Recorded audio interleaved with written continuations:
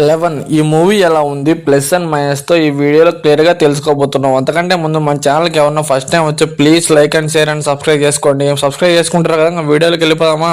First of all ఈ movie గురించి చెప్పాలంటే ఈ మూవీ నాకు పిచ్చిగా నచ్చేసింది. స్టార్టింగ్ నుండి ఎండింగ్ వరకు ఒక్కసారి కూడా బోర్ కొట్టి అనే ఫీలింగ్ కూడా రాలేదు నాకైతే. ఇన్వెస్టిగేషన్, థ్రిల్ చాలా అంటే చాలా ఎక్సైట్మెంట్ గా ఉంది సినిమా. ఒక థ్రిల్లర్ మూవీ చూసిన తర్వాత ఇలా ఉండాలరా మూవీ అనుకుంటాం కదా, ఈ మూవీ చూసిన తర్వాత అలానే అనిపిస్తుంది. ట్విస్టుల మీద ట్విస్టులు అయితే చాలా అంటే చాలా అయితే బాగున్నాయి. మెయిన్ గా క్లైమాక్స్ చూసి అయితే అందరూ ఆశ్చర్యపోతారు, అలా ఎలా జరిగిందిరా అనే ఫీలింగ్ అయితే వస్తుంది.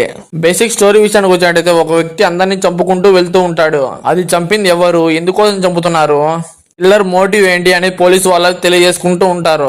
చివరికి చంపింది ఎవరు, ఎందుకోసం చంపారని తెలుస్తుందా లేదా, చివరికి కిల్లర్ ఎవరవుతారు అనేదే స్టోరీ. ప్లస్ పాయింట్స్ ఈ మూవీలో మెయిన్ గా చెప్పుకోవాలంటే స్టోరీ తీసుకువెళ్లే విధానం అయితే చాలా అంటే చాలా బాగుంది. నాకైతే చాలా అంటే చాలా బాగా నచ్చేసింది. మూవీ వెళ్లే కొద్ది ఇంట్రెస్టింగ్ గా మారుతుంది.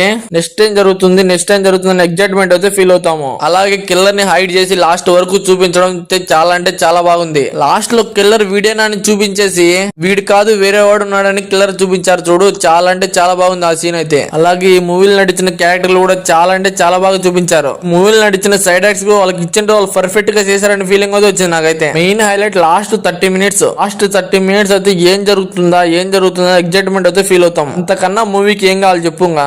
అయితే ఈ మూవీని చూసి చాలా అంటే చాలా బాగా ఎంజాయ్ చేసా. అలాగే మంచి సినిమాని చూసా అనే ఫీలింగ్ అయితే వచ్చింది. ఈ మూవీని చూస్తున్న సేపు ఇంకా చూద్దామా అనే ఫీలింగ్ అయితే వచ్చింది.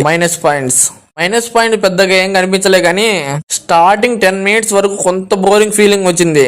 ఆ తర్వాత స్టార్ట్ అయింది.